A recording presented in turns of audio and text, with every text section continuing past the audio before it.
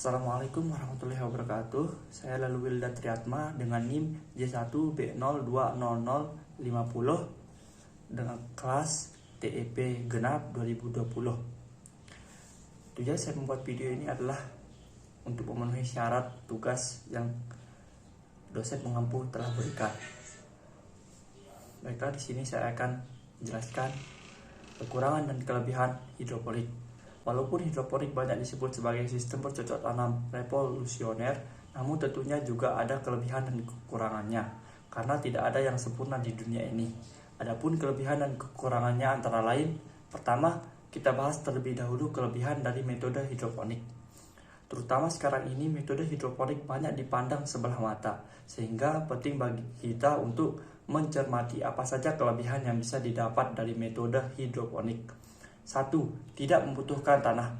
Hal ini akan membuat area bercocok tanam menjadi semakin bersih karena tidak menggunakan tanah sama sekali.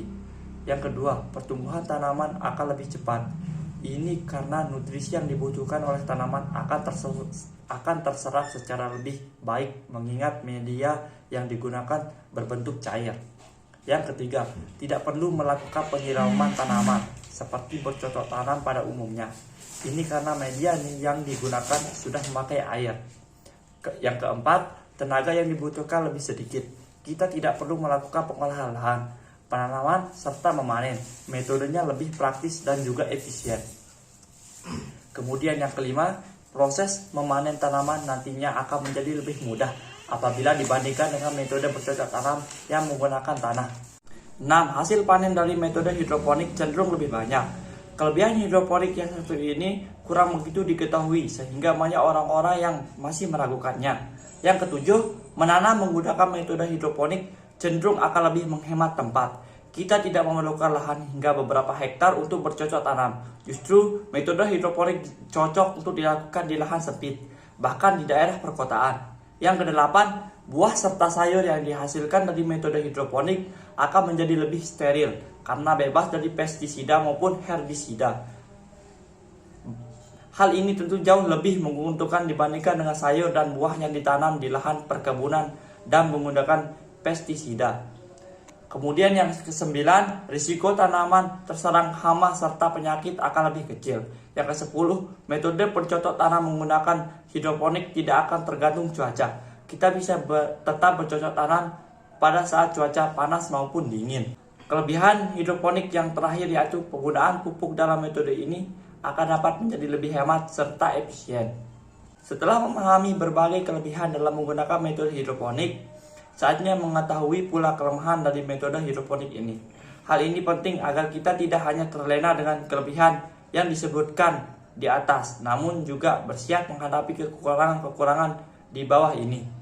Adapun kekurangannya yaitu kekurangan hidroponik yang pertama adalah metode ini cenderung membutuhkan modal yang besar.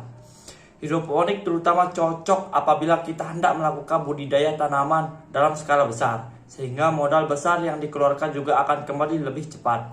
Kemudian yang kedua, karena metode hidroponik masih terbilang jarang dilakukan, perangkat pemeliharaan metode hidroponik juga terbilang masih langka. Alat tertentu masih sulit untuk didapatkan, terutama juga karena masih sedikitnya ahli hidroponik yang ada di Indonesia. Hal ini akan membuat kita kesulitan pada saat membutuhkan peralatan tertentu.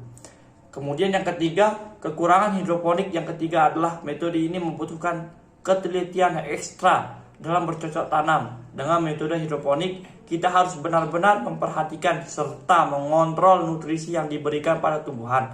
Termasuk diantaranya adalah kadar keasaman pH. Apabila kita tidak memiliki latar belakang pertanian, akan terbilang sulit untuk bercocok tanam secara hidroponik. Kemudian, kekurangan hidroponik yang keempat, investasi yang dibutuhkan untuk bercocok tanam secara hidroponik juga terbilang tinggi. Hal ini terutama untuk membeli peralatan, perlengkapan, serta biaya pemeliharaan. Kemudian yang terakhir, hidroponik juga membutuhkan keterampilan khusus di bidangnya. Kita juga dituntut untuk memiliki kreativitas tinggi dalam membuat aneka peralatan hidroponik sendiri agar tidak perlu membeli yang harganya lebih mahal. Sekian dari video saya, kurang lebihnya mohon maaf. Wabillahi taufiq wal hidayah. Assalamualaikum warahmatullahi wabarakatuh.